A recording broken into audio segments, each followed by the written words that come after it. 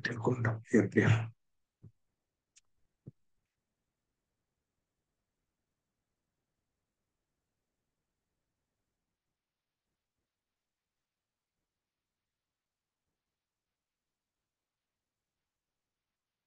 Hello, friends. Hello, students. I am Prashant Khadbade, welcoming you to my Dreams Comes True YouTube channel. Today, we are going to learn a new topic. The topic is transitive verb and intransitive verb. नमस्कार विद्यार्थी मित्रांनो, आज आपण एक नवीन घटक पाहणार आहोत ज्याचं नाव आहे ट्रान्झिटिव्ह वर्ब सकर्मक क्रियापद, इनट्रान्झिटिव्ह वर्ब कर्मक क्रियापद. तर सकर्मक क्रियापद आणि अकर्मक क्रियापद वाक्यामध्ये शोधायचे कसे ते आपण समजून घेऊया. Let share a document.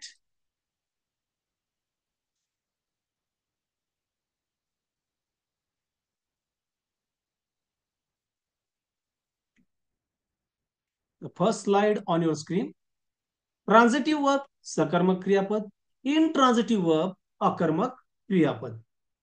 आता पहा, सकर्मक क्रियापद अकर्मक क्रियापद या दोन शब्दावरूनच आपल्याला ट्रान्झिटिव्ह वर्ब अँड इनट्रान्झिटिव्ह वर्ब म्हणजे काय ते थोडक्यात कळेल. बघा, सकर्मक क्रियापद ज्या क्रियापदाला कर्माची गरज आहे ते सकर्मक क्रियापद.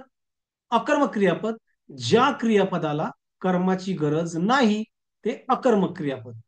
ठीक आहे, समजून घेऊया. Transitive verb, what is mean by transitive verb? सकर्मक क्रियापद म्हणजे काय? A verb in the sentence that need or has object is called a transitive verb. म्हणजेच काय की वाक्यातील ज्या मुख्य क्रियापदाला वाक्याचा अर्थ पूर्ण होण्यासाठी कर्माची गरज असते त्या मुख्य क्रियापदास सकर्मक क्रियापद असे म्हणतात. ठीक आहे, आपण I repeat again for you. वाक्यातील ज्या मेन वर्बला वाक्याचा अर्थ पूर्ण होण्यासाठी ऑब्जेक्टची गरज असते त्या मेन वर्बला ट्रान्झिटिव्ह वर्ब म्हणजे सकर्मक क्रियापद असे म्हणतात. उदाहरणावरून समजून घेऊया.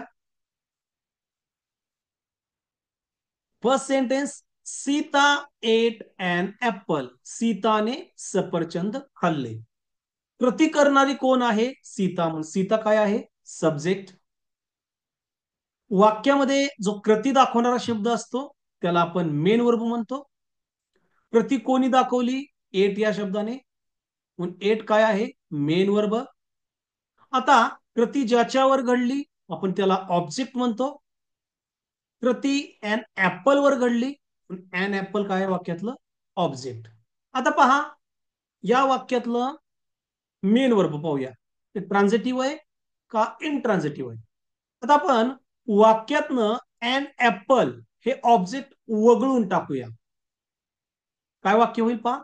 सीता एट, सीताने खाल्ले. सीताने खाल्ले. काय खाल्ले हे नेमकं कळतं का? नाही. म्हणजे वाक्याचा अर्थ पूर्ण होत नाही. आता एन ऍपल हे ऑब्जेक्ट टाकूया. काय होईल वाक्य? Sita ate an apple. सीताने सफरचंद खाल्ले. आता वाक्याचा अर्थ पूर्ण होतोय. म्हणजेच याचा अर्थ की एट या मेन वर्बला वाक्याचा अर्थ पूर्ण होण्यासाठी एन ऍपल या ऑब्जेक्टची गरज आहे. म्हणून एट हे मेन वर्ब कसं आहे? ट्रान्झिटिव्ह वर्ब, सकर्मक क्रियापद आहे, हे लक्षात घ्या. तर म्हटले पहा, वरील वाक्यात वाक्याचा अर्थ पूर्ण होण्यासाठी मेन वर्ब एट ला अँड ऍपल या ऑब्जेक्टची गरज आहे. म्हणून एट हे वर्ब कसं आहे? ट्रान्झिटिव्ह वर्ब आहे, सकर्मक क्रियापद आहे. चला दुसरं वाक्य. She answers all the questions. ती सर्व प्रश्नांची उत्तरे देते. पा, ती सर्व प्रश्नांची उत्तरे देते. कृती करणार कोण आहे? शी. त्यामुळे शी काय आहे? सब्जेक्ट. कृती दाखवणारा शब्द कुठला आहे? आन्सर्स, उत्तर देणे. मग आन्सर्स काय आहे? Main verb. आता उत्तरे देण्याची कृती कोणावर घडली? All the questions. म्हणून ऑल द क्वेश्चन्स काय आहे? ऑब्जेक्ट. आता पहा, आपण वाक्यातनं ऑल द क्वेश्चन्स हे ऑब्जेक्ट वगळून टाकूया. बघा, काय होईल? वाक्यातून ऑल द क्वेश्चन्स हे ऑब्जेक्ट वगळून टाकूया. मग काय होईल? शी आन्सर्स, ती उत्तर देते. कशाची उत्तर देते हे नेमकं कळतं का?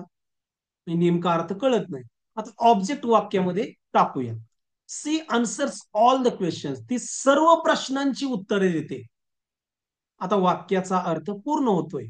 म्हणजेच आन्सर्स या मेन वर्बला वाक्याचा अर्थ पूर्ण होण्यासाठी ऑल द क्वेश्चन्स या ऑब्जेक्टची गरज आहे. म्हणून आन्सर्स हे मेन वर्ब कसं आहे? ट्रान्झिटिव्ह वर्ब आहे, सकर्मक क्रियापद आहे.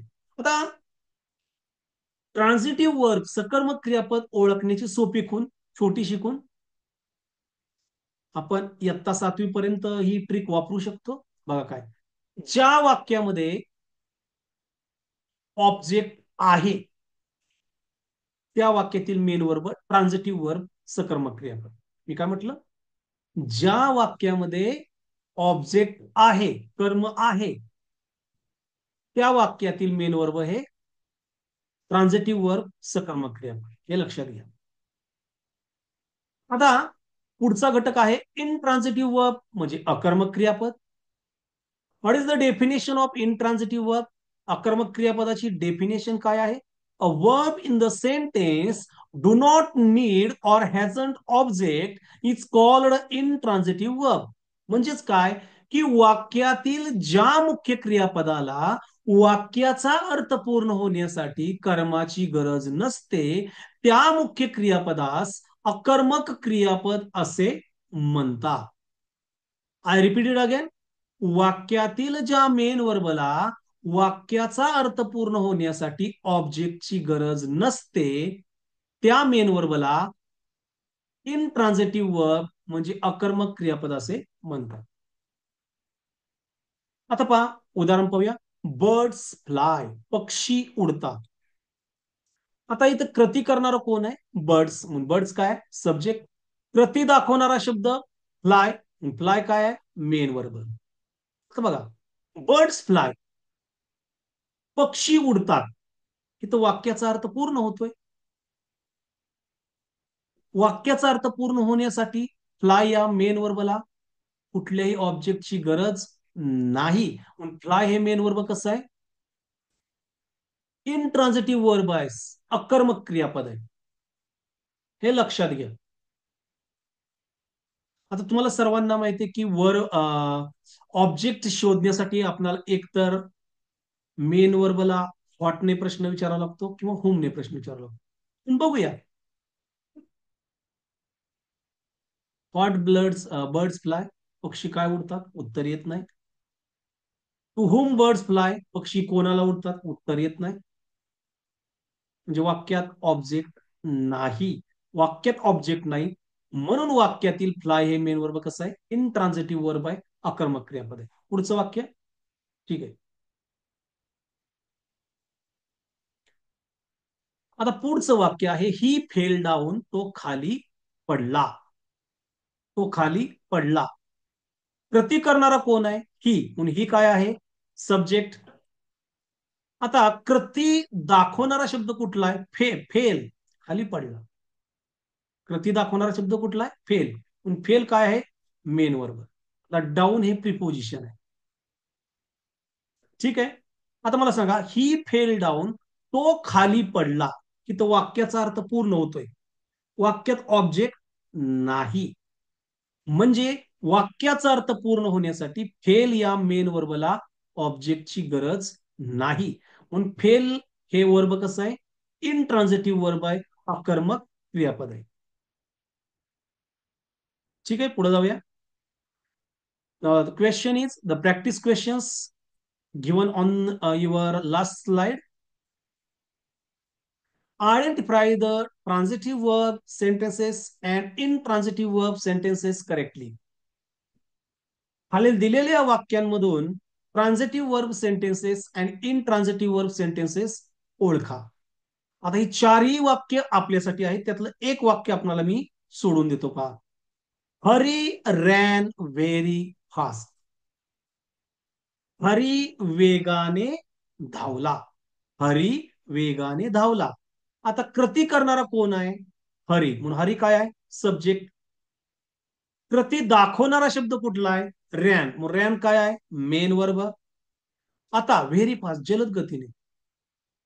वाक्यात ऑब्जेक्ट नाही. आता वाक्याचा अर्थ बघू. Hari ran very fast. Hari जलद गतीने धावला. इथं वाक्याचा अर्थ पूर्ण होतोय. वाक्याला ऑब्जेक्टची गरज नाही. म्हणजे या वाक्यातील रॅन हे मेन वर्ब कसं आहे? इनट्रान्झिटिव्ह वर्ब आहे, कर्मक क्रियापद आहे. माझ्या मते आपणाला नक्कीच ट्रान्झिटिव्ह वर्ब आणि इनट्रान्झिटिव्ह वर्ब हे दोन्ही भाग समजले असतील. आपण पुढच्या तासिकेला भेटूया. Okay, good night, see you in next period.